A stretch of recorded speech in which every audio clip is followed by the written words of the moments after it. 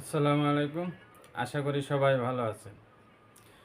শেখ হাসিনাকে আশা ভরসা শিখিয়েছে তারেক রহমান। কারণ সেই আশা ভরসাটা কি আসুন একটু জানি। আপনারা জানেন বিগত দিনে যখন আওয়ামী লীগ ক্ষমতায় ছিল, বিএনপি জামাতের উপর কত না অনাচার অত্যাচার চলছে। একটা মিছিল মিটিং করতে পারে নাই ঠিকমতো। বিএনপি জামাতের নেতাকর্মীরা ঘরে থাকতে পারে নাই, ব্যবসা বাণিজ্য করতে পারে নাই, এলাকা ছেড়ে চলে যেতে হয়েছে। প্রায় একটা নিঃশেষের পথে ছিল। মানুষ বিএনপি জামাত নাম নেওয়ার মতো সাহস ছিল না। সেই বিএনপি জামাত কিন্তু এখন বিএনপি সরকারি দলে, জামাত বিরোধী দলে। কত বড় প্রতিকূলতা কাটিয়ে এসে কিন্তু তারা আজকে এখানে দাঁড়িয়ে আছে। এখন শেখ হাসিনা হয়তো এরকম মনে মনে একটা কিছু ভাবতেছে যে আমরা বিদেশে আছি, আজ হোক কাল হোক, যত দেরি হোক, একসময় আমরা দেশে আসবো, রাজনীতি করব, দল ক্ষমতায় আসবে, চেয়ারম্যান মেম্বার হবে, কাউন্সিলর হবে, কমিশনার হবে, এরকম একটা চিন্তা ভাবনায় তারা আছে। এটা তাদের আশা। আশা থাকা ভালো, তবে দূর আশা ভালো না। কারণ বাস্তবতা আওয়ামী লীগের বেলা, বিএনপির বেলা, এই বাস্তবতা কিন্তু দুটো এক না। বিগত সময় বিএনপি ছিল মজলুম, আওয়ামী লীগ ছিল জুলুম। তারা অন্য অপরাধী দল, তারা পালিয়ে গেছে। বিএনপি কিন্তু পালিয়ে যায় নাই। বিএনপি সব নেতা কর্মীরা পাড়া মহল্লায়, অলিতে গলিতে এই দেশেই ছিল। কম বেশি পারুক তারা রাজনৈতিক কার্যক্রম কিন্তু করেছিল। আওয়ামী লীগ তো তারা তো কেউই নেই, সবই তো পালিয়ে গেছে। পাড়া মহল্লায় 2-4 জন যারা আছে তারাও পালিয়ে আছে। দলের হাল ধরবে কি, যেখানে দলের উপরে একটা নিষেধাজ্ঞা। এখানে একটু কথা না বললে হয় না। যারা বাস্তবতা বোঝে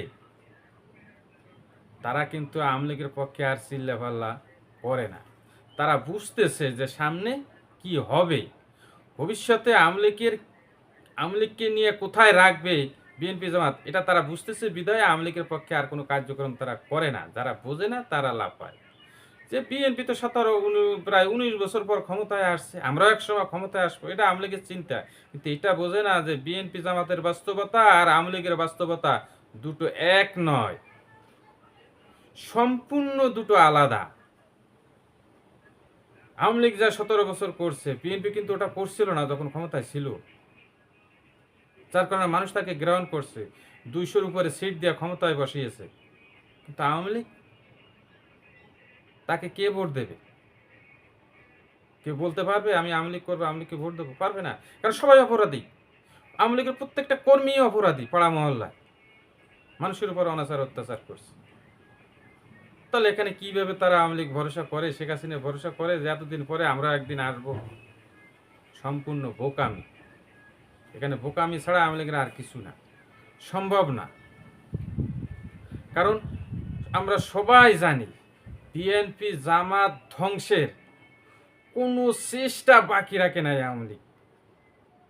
জামাতকে তো অলরেডি নিষিদ্ধ করেই ফেলছে, বিএনপিকেও নিষিদ্ধ করার পায় তারা করতেছিল। আর সেই দলটাকে রাজনৈতিক স্পেস দেবে বিএনপি জামাত, এটা তোমরা ভাবো কি করে? তার উপর 5 তারিখের পরে আওয়ামী লীগ তাদের ভুল না শুধরে একের পর এক হুমকি ধুমকি, শেখ হাসিনা সহ তার নেতা কর্মীরা এই দলটাকে আবার রাজনৈতিক স্পেস দেবে এই বাংলাদেশের 18 কোটি মানুষ। এটা আপনারা ভাবলেন কি করে? আশা থাকা ভালো, এত আশা ভালো না। যে আশার যুক্তি নেই সেই আশা করাটাও একটা বোকামি। আপনাদের কোনো আশা পূরণ করা সম্ভব না। এটা শেখ হাসিনাও জানে যে দেশে আসলে ফেরা সম্ভব না। যদি সম্ভব হতো তাহলে শেখ হাসিনা এত অডিও বার্তা হুমকি ধুমকি দিত না। হুমকি দেওয়ার উদ্দেশ্য এইটাই যে আমি তো আর আসতে পারবো না, ভয় দেখানো, আর কিছু না।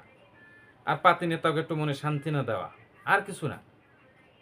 আওয়ামী লীগ যেসব এমপি মন্ত্রীরা শহর, অর্থাৎ এলাকা ছেড়ে চলে গেছে, টাকা পয়সা নিয়ে বিদেশে গেছে, ওদের টাকা পয়সা দলের জন্য খরচ করবে না, শেখ হাসিনার পিছনে টাকা পয়সা খরচ করবে না, বরং ওরা ওখানে বিদেশে বসে আরামায়েশে দিন কাটাবে। আর দেশের পাতি নেতাদের উস্কানি দেবে, তোমরা আন্দোলন করো, যদি আন্দোলন করো তাহলে যদি আসতে পারি। এছাড়া ওই যারা টাকা পয়সা পাচার করে বিদেশে চলে গেছে, তারা টাকা পয়সা আওয়ামী লীগের পিছনে খরচ করবে না, শেখ হাসিনার পিছনে খরচ করবে না, দলের পিছনে খরচ করবে না, দেশে আসার জন্য খরচ করবে না। সকল টাকা পয়সা নিয়ে পাচারকারীরা বিদেশে আরামায়েশে জীবন কাটাবে। কারণ তারা জানে তাদের বয়স হয়ে গেছে, এখন আর আওয়ামী লীগ ফিরাইতে ফিরাইতে যদি 50 বছর 20 বছর যায়ও, অর্থাৎ তাদের পিছে তারা ফিরে আর রাজনীতি করা তাদের পক্ষে সম্ভব না, বয়স হয়ে যাবে। অর্থাৎ যত আওয়ামী লীগ নেতারা টাকা পয়সা পাচার করে বিদেশে চলে গেছে, তারা আওয়ামী লীগকে ফেরানোর জন্য টাকা পয়সা খরচ করবে না। এটা আওয়ামী লীগকে বুঝতে হবে, না বুঝলে তো আরো পস্তাতে হবে। আজ এই পর্যন্তই। আশা করি সবাই ভালো থাকবেন, সুস্থ থাকবেন। আল্লাহ হাফেজ।